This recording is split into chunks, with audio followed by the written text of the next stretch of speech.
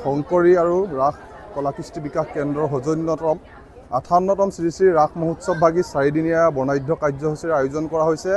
সমগ্ৰ পশ্চিম কোঁৱৰপুৰৰ ৰাইজৰ পূৰ্ণ সহযোগিতা দিহা পৰামৰ্শত ভক্তি আৰু সংস্কৃতিৰ যি ৰাসলীলাৰ মহাপৰিভয় ঘটিব তাত আমি সকলোকে নিমন্ত্ৰণ জনাইছোঁ।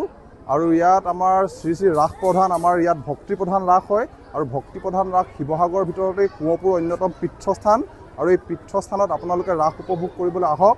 ইয়াত ভক্তি, ঐক্য, সমন্বয়, সংস্কৃতিৰ সকলো সমাহাৰ দেখিব আৰু আপোনালোকে ইয়াত নতুনত্ব দেখা পাব। আৰু আমি আপোনালোকৰ আশীৰ্বাদ লৈ এইবাৰ 58তম ৰাস মহোৎসৱভাগী আয়োজন কৰিবলৈ লৈছোঁ। ধন্যবাদ। শৰৎ কালৰ ৰাতি অতি বিতুবন, ৰাস ক্ৰিয়া কৰিতে কৃষ্ণৰ ভৈল মন।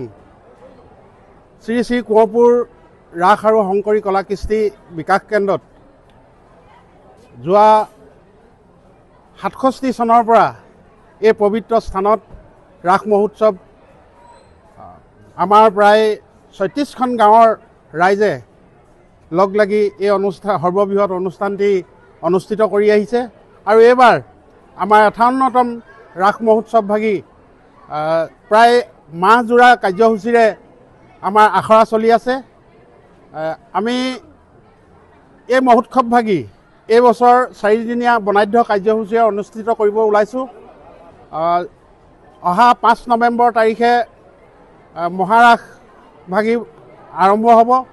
দ্বিতীয় দিনা কংসবধৰ ভাওনা ভাগী হ'ব আৰু তৃতীয় দিনা এভাগী গুৰুজনাৰ অমূল্য সৃষ্টি ভাওনা আৰু ঠিক তেনেধৰণে চতুৰ্থ দিনাও এভাগী ভাওনাৰে আমাৰ এই সৰ্ববৃহৎ অনুষ্ঠানটি অন্ত পৰিব।